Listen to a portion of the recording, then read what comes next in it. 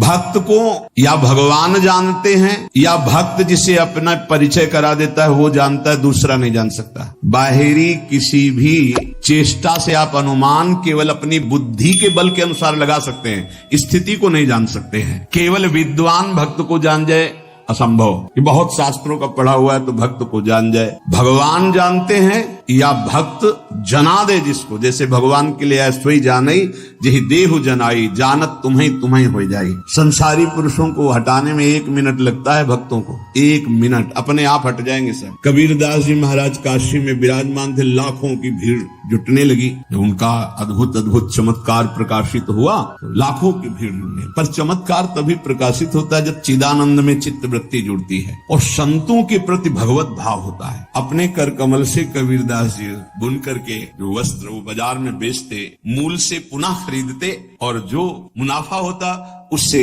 संत सेवा करते थे। एक दिन पूरा थान लेकर के गए तो एक संत भगवान की मंडली थी, तो संत भगवान जो मुखिया थे आए और कहा पूरा वस्त्र दे दो, सबके लिए लंगोटी और अचला का काम करेगा। दे दिया। अब जब मूल ही नहीं मिला तो मुनाफा की क्या बात, तो घर में ना तो सेवा के लिए कुछ, जाके एकांत तो बैठ गए। अब क्या करें, घर जाते जब मूल मिलता तो उससे धागा खरीदते, जो मुनाफा मिलता उससे संत सेवा घर का कार्य चलता। एकांत बैठ गए, भगवान नाम जपने लगे। भगवान ने देखा कि कई संत समय से आ गए, जहाँ बहुत श्रद्धा से सेवा होती है वहाँ संत भगवानों की कृपा होती है। भगवान तत्काल गाड़ियों में आटा, चीनी, घी, ये कई गाड़ी सब सामग्री भर करके पहुंचे। कबीरदास जी की माता जी थी, उनसे कहा कि आज वो आ नहीं पाएंगे, किसी कार्य में है, ये सब सामग्री भेजी, आज बड़ा मुनाफा हुआ है। बहुत बड़े धनी को उन्होंने वस्त्र बेचा है, जबकि एक मूल भी नहीं मिला था, कुछ संत को दे दिया था। तो संत के स्वामी कौन है? हरि। तो बहुत बड़े धनी से सौदा हो गया ना खूब। और कहा जब तक वो आए ना तब तक यहाँ के काशी के जितने भी विद्वान ब्राह्मण संत महात्मा सबके यहाँ सीधा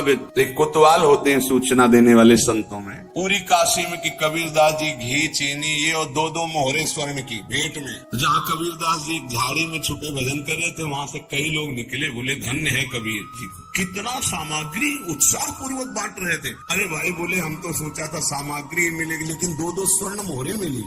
दादी ने कहा हम तो यहाँ छुपे बैठे हैं, कुछ था ही नहीं, ये कैसे? जब वहां पहुंचे तो वहां लाइन में सब बैठ रहा था। माँ बड़ी प्रसन्न थी, बच्चा आज तुमने सौदा किस धनी से किया, बहुत माला माल कर। मुस्कुराए, बड़ा यश फैल रहा था। कबीरदास जी ने विचार किया कि तो वो ठीक नहीं है, ज्यादा यश कीर्ति भीड़ तो फिर भजन में बड़ा विघ्न पड़ेगा।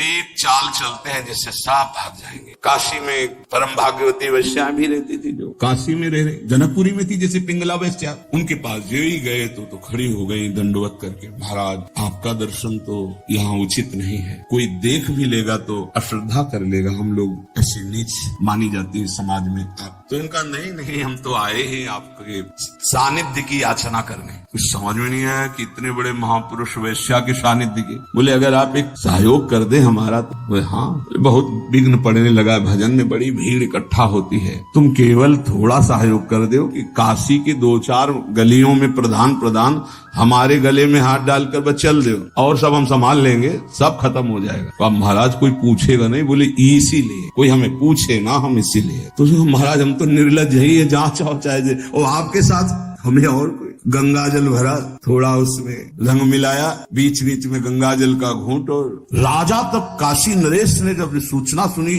शिष्य थे, साहब ऐसा कैसे कर सकते हैं, गुरुदेव ऐसा कैसे कर सकते, लाखों की श्रद्धा का नाश हो गया, ऐसा कैसे कर सकते हैं। कोई दंडवत प्रणाम। कुछ जो भागवत जन थे वो कहते कि भाई कुछ भी हो है इनकी लीला, हमारी दृष्टि में तो जैसे कल थे वैसे ही आज है, पर प्रायः बहुतायत में अरे अब राजा को अश्रद्धा हो गई, नहीं ऐसा नहीं हो सकता, ऐसा नहीं कर सकता। बड़ा मतलब मन खिन्न था। पहुंचे वहां कबीरदास, उतर के साष्टांग दंडवत करता था, कोई दंडवत नहीं। गुणमानी संसार, तभी तो वह कह रहे उड़िया बाबा की भक्त को केवल भगवान जानते या जना दे तो जानते। थोड़ी देर खड़े रहे, कमंडर से जल लिया, बोले शांत शांत शांत। तो कहा महाराज ये क्या लीला है, अब क्या जमाना चाहते हो, हमने तो देख लिया ना आपको। बोले तुमने देखा ही नहीं, इस समय सेवा जगन्नाथ जी की सेवा में थे, उनके वस्त्र में आग लग गई तो उसी को बुझा रहा था। उस समय घोड़े दौड़ा करके अपने गुप्तचरों को भेजा, पता लगाया बुझाया? बोले हाँ महाराज, कबीरदास जी पास ही थे यहाँ, तो उन्होंने तत्काल बुझा दिया, नहीं तो शरीर शायद भस्म हो जाता। बोले वो तो हमारे पास थे। बोले वो सिद्ध पुरुष है, भगवत प्राप्त महापुरुष है, आए साष्टांग दंडवत के। बोले गलती हो गई हम आपको पे। बोले आपको इसलिए मैंने अपना परिचय दिया है कि अगर राजा धर्म भ्रष्ट हो जाएगा तो ठीक नहीं है, ये तो बावरी प्रजा है। भक्त को केवल श्री भगवान जानते हैं, या भक्त जिसे परिचय करा दे तो जानते, अन्यथा जानना बड़ा मुश्किल है। भक्त परिपक्व अवस्था को वही प्राप्त होता है जो आराध्य देव, उनका भजन और गुरु चरणारविंद की पराधीनता, तीन बातें जो स्वीकार करता है वही परिपक्व सिद्धावस्था को प्राप्त हो जाता है। ध्यान दीजिए, आराध्य देव, प्रिया प्रीतम, उनका निरंतर भजन और गुरु चरणारविंद की पराधीनता, उनके आदेश के अनुसार जीवन, वो सिद्ध पुरुष हो जाता है। धीरे धीरे वृत्ति उसकी परिपक्व हो जाती है। उपासक को चाहिए मर भले चाहे जाए, लेकिन कभी किसी के आगे हाथ न फैलावे। जिसको भगवत प्राप्ति करनी, भिक्षान्न के सिवा, भिक्षा के लिखा भूख लगेगो मांग खाऊंगो गिनो न सांझ सवेरो, ब्रजवासिन के भूख टूक और घर घर छाछ महेरो, ऐसो कब करी हो मन मेरो। इसके लिए तो आदेश है कि आप 5 घरों से जाकर अपने उदर का पोषण करने के लिए अन्न, अगर वो पैसा देता है तो उस समय नहीं लेना चाहिए। जैसे हम भिक्षा मांगने गए और किसी ने 50 रुपए निकाले, बाबा रोटी तो ना है, 50 रुपए कुछ खा ले, नहीं, हम रुपया लेने नहीं आए, रोटी हो तो दो ना, राधे श्याम चल दिए। भक्त तो वही परिपक्व अवस्था को प्राप्त होता है जो कभी ऐसे नहीं करता, अर्थ नहीं मानता। भक्त की शोभा उसकी भक्ति है, ना कि धन वैभव कीर्ति, ये उसकी शोभा नहीं। ये तो जो जानते ही नहीं कि भक्ति किसे कहते, परमार्थ किसे कहते ना, आप आश्चर्य मानोगे। उनके पास खुद पता नहीं कि मेरे पास कितना पैसा है, कितना पैसा है, ऐश्वर्य है, ये भक्ति का परिचय होता है क्या? भक्त की शोभा भगवत प्रियता से। ये लौकिक कीर्ति, लौकिक निर्माण, लौकिक संपत्ति से भक्ति की महिमा नहीं। अरे भाई 4 आश्रम है, 40 आश्रम है, 100 आश्रम, इससे नहीं है, स्थिति से है। भक्त की शोभा भक्ति से है, भगवत प्रियता से है। जब ऐसी भक्ति आती है तो भगवान उस भक्त के हाथ का खिलौना बन जाते हैं, भगवान उस भक्त के हाथ का खिलौना बन जाते हैं। रहे सर्वत्र एक समान, पर निज भक्तों के लिए छोटा है भगवान। भगवान अपने भक्तों के लिए सबसे छोटे बन जाते हैं, और जैसा वो चाहता है भगवान वैसे खेलते हैं।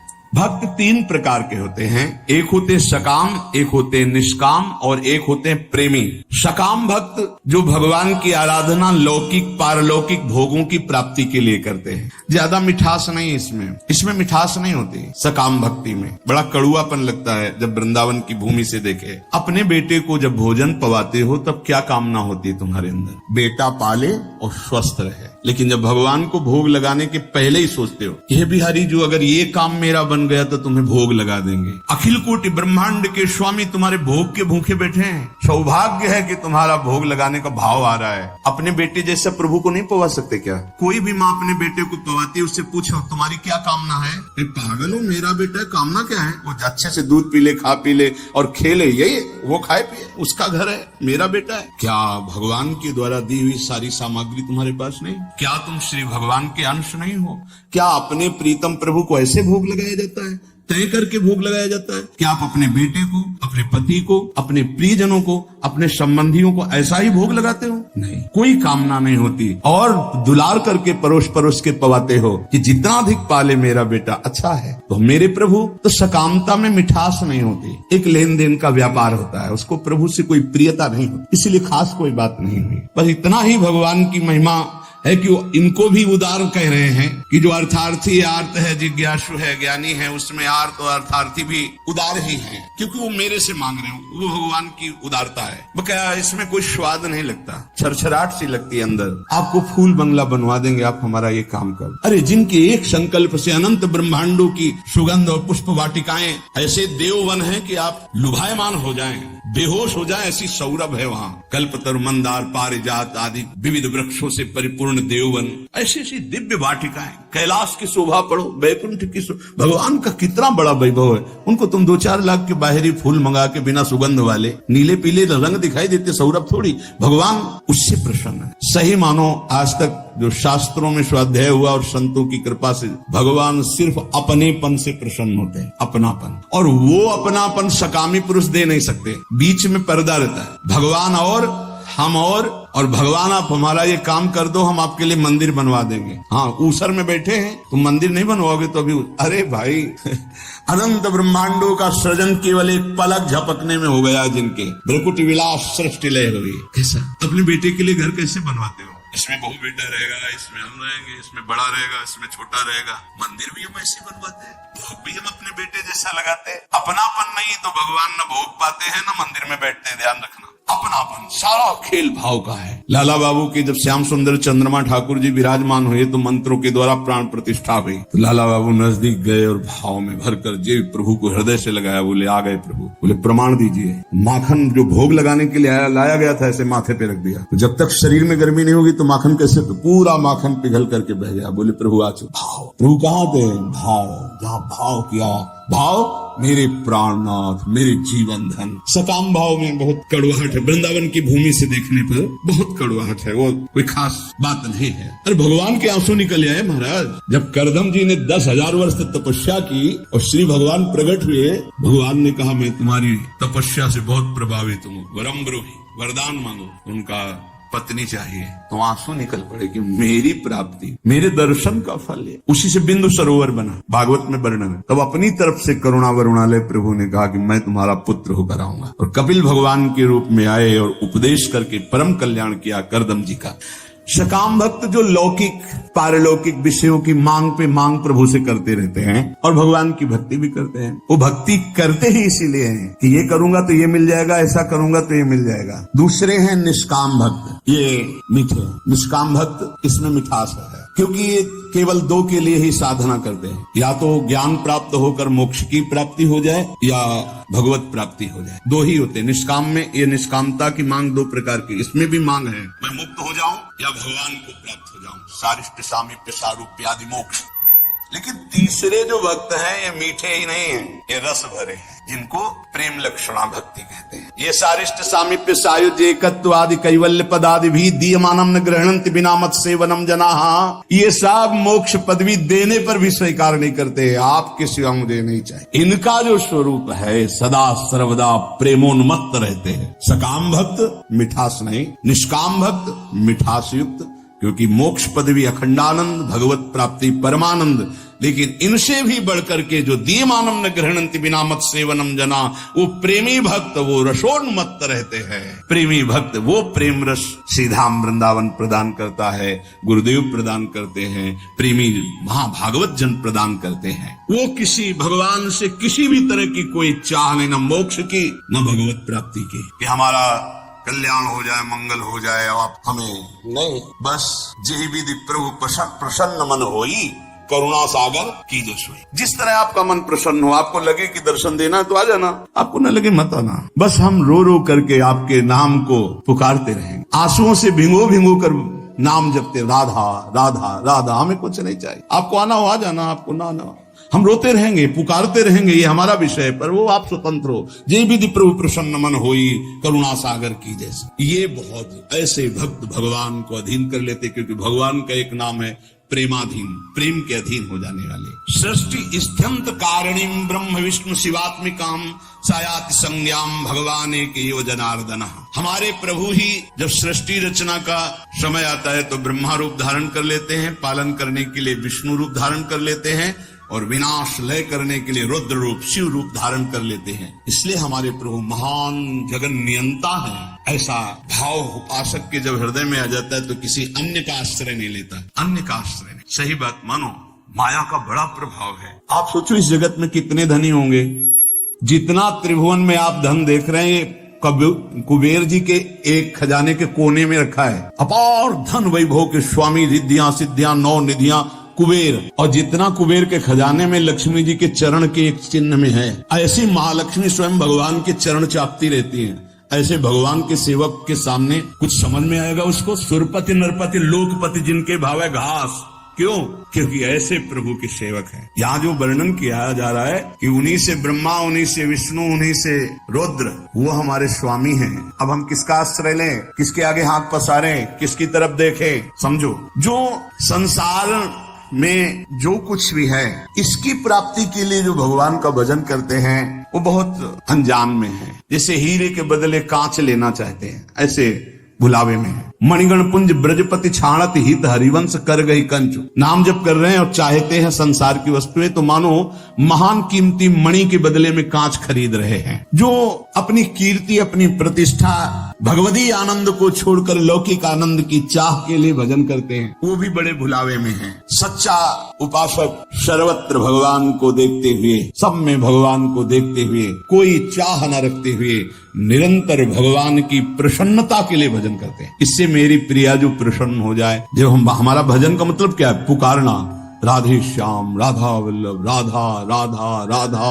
हम पुकार रहे अपने स्वामी का, स्मरण कर रहे हैं। कहीं भी महत्व न हो जाए, कहीं ना महत्व हो। बहुत विचित्र माया है ये। हम बार बार प्रार्थना कर रहे हैं, इस बात को आप कृपा करके समझने की चेष्टा करें। प्रभु के समान सिर्फ प्रभु है, दूसरा कोई नहीं। इतना बात समझो, प्रभु के स्थान पर कोई ना आ जाए। ये बड़ी माया प्रवीण है कि प्रभु के स्थान में कोई वस्तु, व्यक्ति स्थान भेज सकती हो, कोई भी। पर आपकी चतुरता इसी में कि प्रभु के स्थान में केवल प्रभु रहने चाहिए। ये आप देख लीजिए। इसकी पहचान है कि जब वो प्रभु से बढ़कर कोई वस्तु बना के माया भेजेगी तो प्रभु को भूल जाओगे। आप आपकी दृष्टि में जहां प्रभु से बढ़कर हुई तहां प्रभु को भूल जाओगे। प्रभु को भूल गए तो अभी आपकी भक्ति बहुत ही कमजोर है। अब आप ये देख लीजिए, जब आप टीवी देखते हैं तो आपका निरंतर मंत्र चलता है। जब आप किसी से बात करते हैं तो वृत्ति भगवान में होती है नहीं। जब आप भोजन करते हैं तब वृत्ति भगवान में होती है। जब आप चल रहे होते हैं तो वृत्ति कहाँ होती है? ये सब बातें। अगर आप किसी व्यक्ति से बात कर रहे हैं, प्रभु को भूल गए अंदर से,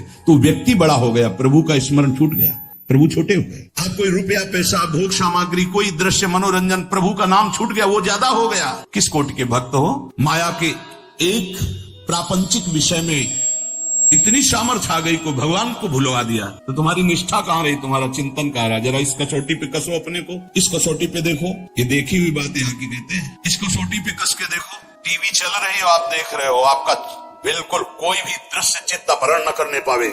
हर सेकंड आपका मंत्र चल रहा है। विजयी बाजार में घूम रहे हो, सब कुछ देख रहे हो, लेकिन मंत्राकार वृत्ति विजयी। कोई व्यक्ति सामने है, उससे बात कर रहे हो, लेकिन भाव में एकदम भरे हुए, एकदम भगवान का विस्मरण एक सेकंड का विजयी। अच्छे अच्छे पदार्थ सामने रखे हैं, खा रहे हो, लेकिन चिंतन प्रभु में विजयी। विषयाम गृहणंत मुंचंतुआ। हे भगवत पार्षद हो, कोई साधारण नहीं हो तुम, भगवत अंश हो, भगवत पार्षद हो। अपने स्वरूप को पहचानो, जागो।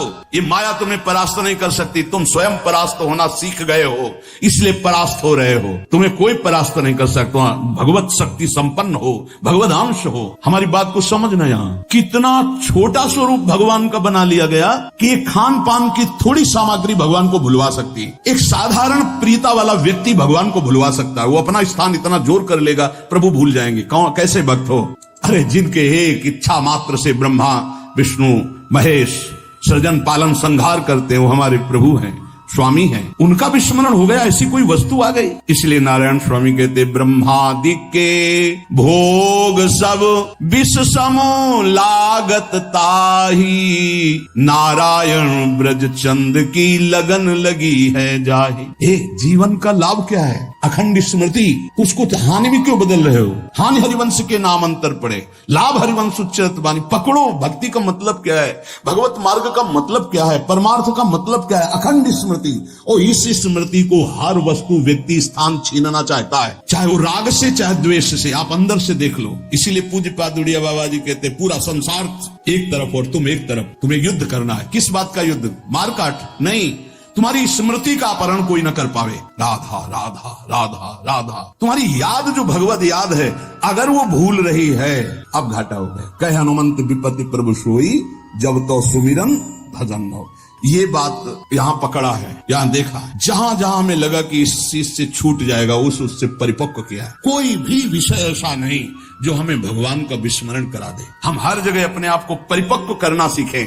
अपने को बचाना नहीं, अपने को हटाना नहीं, अपने को उसी में खड़ा करके परिपक्व करना सीखें। बीच बाजार में बैठे समाधिस्थ रहे, तब तो भजन का लाभ समझ में आएगा। बाण बनाने वाले के पास से पूरी सवारी निकल गई, उसको एक शब्द नहीं सुनाई दिया, और तुम मंत्र और भजन में चित्त लगा रहे हो, तुम्हें चार आदमियों की बात सुनाई दे रही।